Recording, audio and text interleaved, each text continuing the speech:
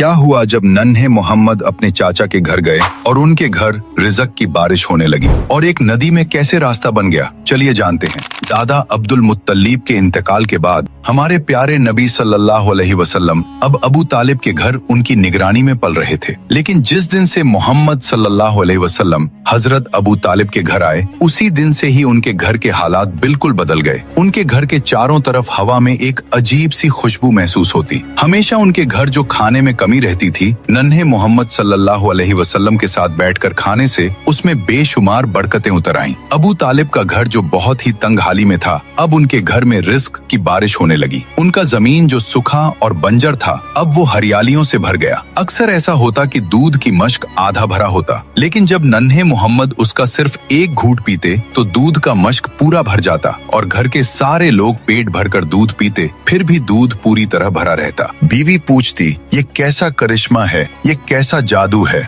हजरत अबू तालिब बोले, ये कोई करिश्मा नहीं, ये मेरे भतीजे मोहम्मद की बरकत है। अबू तालिब जब बच्चों को मोहम्मद सल्लल्लाहु अलैहि वसल्लम के साथ खेलते देखते तो उनके दिल में एक अजीब सा सुकून का एहसास होता। वो अपने दिल ही दिल में कहते, ये बच्चा अजीब है, अल्लाह ताला इस बच्चे को किसी बड़े काम के लिए तैयार कर रहा है। वैसे तो दादा हजरत अब्दुल मुत्तलिब का साया उठ चुका था, लेकिन उनके इंतकाल से पहले की वसीयत पूरी हुई। अबू तालिब ने उस वक्त से हुजूर सल्लल्लाहु अलैहि वसल्लम को अपने बेटे की तरह पाला और उनके लिए अपना सब कुछ कुर्बान करने को तैयार थे। और इस तरह नन्हे मोहम्मद की परवरिश अबू तालिब के घर होती रही। जब आप सल्लल्लाहु अलैहि वसल्लम की उम्र 10 साल हुई तो आप अपने चाचा जुबैर के साथ यमन की तरफ सफर के लिए निकले। गर्म रेगिस्तान की हवाओं में काफिले के कदम धीरे धीरे यमन की तरफ बढ़ रहे थे, लेकिन रास्ते में एक अजीब वाकया हुआ। एक वादी में एक ऊंट लोगों को गुजरने से रोक रहा था। जब उस ऊंट ने आपको देखा तो अपना सीना जमीन पर रगड़ने लगा, तो आप अपने ऊंट से उतरकर उस ऊंट पर सवार हो गए और जब वादी के दूसरे तरफ पहुंचे तो आपने उस ऊंट को छोड़ दिया। जब आप काफिले के साथ सफर से वापस लौटे तो देखा कि वो वादी पानी से भर गया है। आपने काफिले वालों से कहा, सारे लोग मेरे पीछे पीछे आ जाओ। जब आपने उस वादी में अपना पहला कदम रखा, तभी अल्लाह ताला ने अपना करिश्मा दिखाया और पानी को एक ही लम्हे में खुश्क कर दिया। हजरत मोहम्मद सल्लल्लाहु अलैहि वसल्लम और काफिले के लोग आसानी से वादी पार कर गए। जब काफिला सलामती के साथ मक्का लौटा तो लोगों ने सारा वाकया शहर वालों को सुनाया। तो लोगों ने कहा, इस बच्चे की शान बहुत निराली है। सुभान अल्लाह। जो लोग नबी पाक से सच्ची मोहब्बत करते हैं तो दिल से लिखिए, आई लव मोहम्मद, और अगले पार्ट के लिए सब्सक्राइब जरूर करें।